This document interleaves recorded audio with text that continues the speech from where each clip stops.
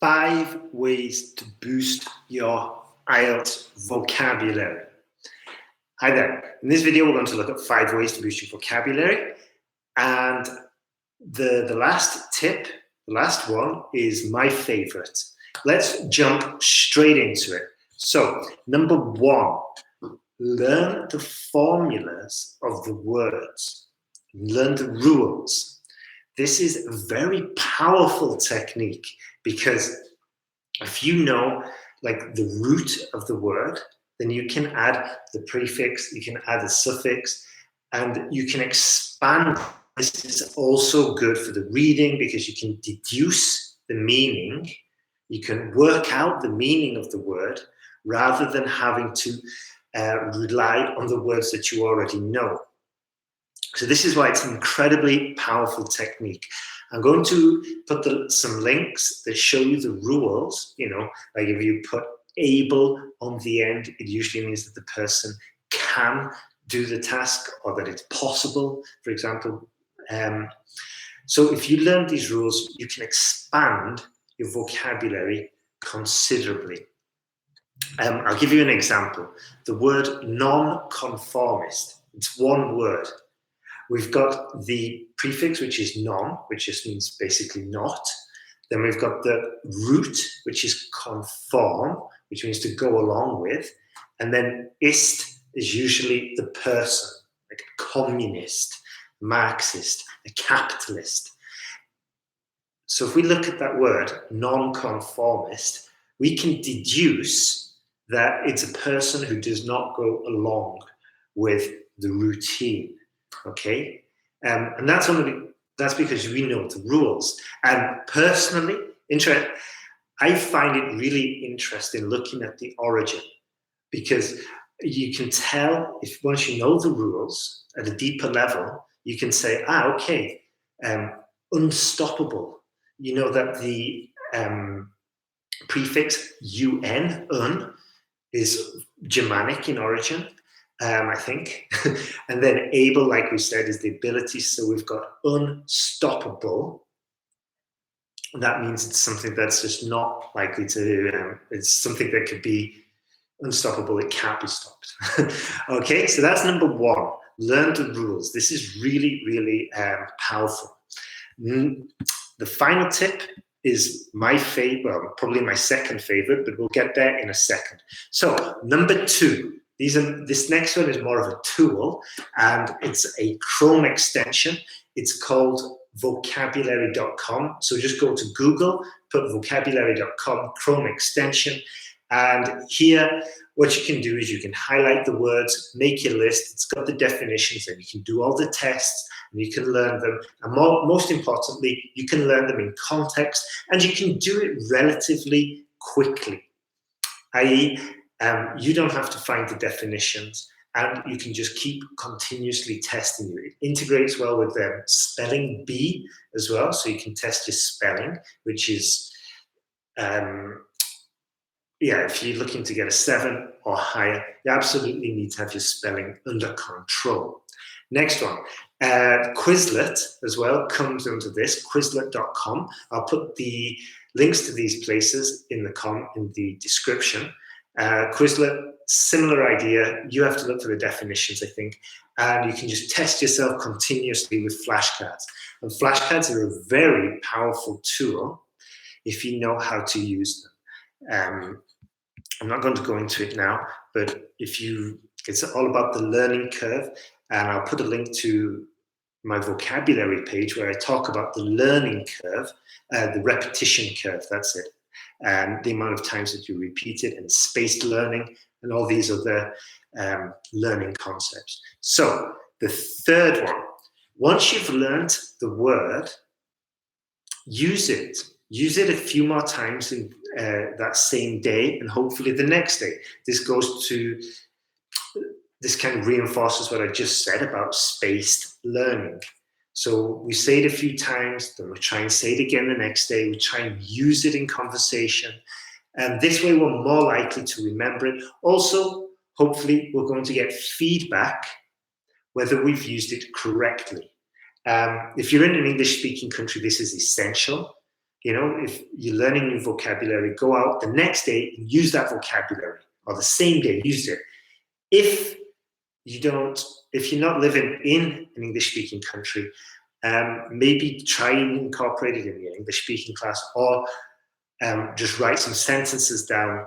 Again, you'll have hopefully learned the word in the correct context. So you write down your sentences, write them down hopefully in the correct context, and of course, get feedback on your writing. You know, as I've said before, if you're not getting feedback, it's the equivalent of running through a forest with a blindfold on. Okay, you can just keep writing and writing and writing, but unless you're getting any feedback, any sort of like encouragement, direction, or you know, some guidance, you're gonna hit yourself. Okay, so final one, we're going on to number 4. This is a really, really good one as well. This is, get yourself an ebook, okay? Something like a Kindle. These are really good because, one, you can read about something that you're interested in. And AJ Hodge from Effortless English, he told me, look, if you're doing IELTS practice papers all day, every day, you're probably going to get very bored with this. And you're not likely to maintain this preparing for the exam for that long if you're just doing practice test. Okay. However, if you've got your test in a few months and you've got the luxury of time to prepare, then focus on your general English abilities and focus on something that you love. This is what AJ was saying. For example, if you are a football fanatic, or more likely, if you're absolutely obsessed with cricket, then all your media that you're consuming in your own language, you should start consuming it in English and about cricket. Okay, I got a bit off topic there. But what you can do with the ebook reader is find a book that you really like, or a book that really pulls you in, you know, like a turn pager, it's called, where you just keep going and going. And this book, you'll be just practicing and immersing yourself in English. The time will go by, but with an ebook reader, you can, if there's a word you don't understand, you can just, with the touch of a button, touch that word and you get the whole definition. And what I love about this is that you get the definition. You don't get the translation. So your brain is continuously working. You're reinforcing this sense of complete immersion into the language. And possibly in the definition, you might not understand a word. So you have to go and look for the definition of that word. And so basically, you're just boosting your chances of remembering the word, learning more words, learning them correctly. And the good thing with the Kindle is that you've got this kind of like a game. It's called a vocabulary builder. So you can just test yourself with the flashcards, and it shows you where you first discovered the word. Then it's got the dictionary definition, and then you can test yourself. So it's really practical, and it's especially good if you're traveling a lot, because you can carry about 20,000 books, you know, in your little device, and also you can get it on your phone and all this. But if you're traveling a lot, you know, taking 20,000 books isn't too bad. You know, the chances of you not finding a book that you like when you're on the plane are pretty slim. At the moment, I'm reading a really good book. I can't put it down. I'm literally just stuck to it. It's the history of glue, you know, the history of glue. And I'm just stuck to it. I can't put it down. And if you didn't get that joke, you need to improve your IELTS vocabulary using one of these techniques. Next one, the 5th one, my favorite, or second favorite. But it's my favorite because it's really effective. It takes a lot of tenacity, determination, and time, and costs literally 0.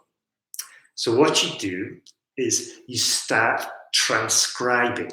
And once again, choose a topic that is like top of mind, that's just really essential or just really important for you, or that you really love, okay? You get the video on YouTube, or you find a podcast, and you make sure it's got a transcript with it. Then you listen and then you transcribe what you hear.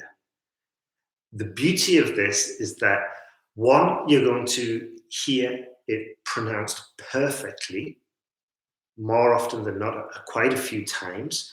The first time you hear it, you're going to hear it with perfect pronunciation. Second, you can guess as to how it's spelled. Later, go back and check. So you're developing your listening skills. Also, your reading skills, because you're keeping it up. And these are good skills to have for the exam, listening, writing, comprehending, all simultaneously. The other point is that if you're learning the pronunciation, if you're learning the sound of the language, the sound of the word from the very first time you hear it, the chances of you repeating that pronunciation, that perfect pronunciation, are vastly improved, which goes to improve your whole speaking ability. And then the final one is that you're going to learn the word in context, which, as I've said before, is very important, because you don't want to just learn a list of words. That's ridiculous. You want to learn the words in their context. I won't go into any more detail, but just to summarize, if you've got a hell of a lot of determination, if you're very tenacious and you've got some time, and not that much cash, then start transcribing. You can check your spelling. You're just going to improve all aspects of your language skills. So if you need any more help with your IELTS, you can go to IELTSPodcast.com, and you can even check out the online course if you're in a rush, if you're just fed up with this IELTS frustration and you just need to get through the course, get through the exam. And if you don't have that much time to prepare, then it's probably worth looking at the course. Also, like I said, because I think feedback is a very important aspect in the learning, in the development of the language and of your learning journey. Also have a look at the feedback service, the essay correction service there at IELTSPodcast.com. Okay, my name is Ben Worthington. Good luck with your IELTS preparation. If you've got any questions, you can leave a comment in the description, in the comment section below. Have a great day and all the best with your IELTS prep.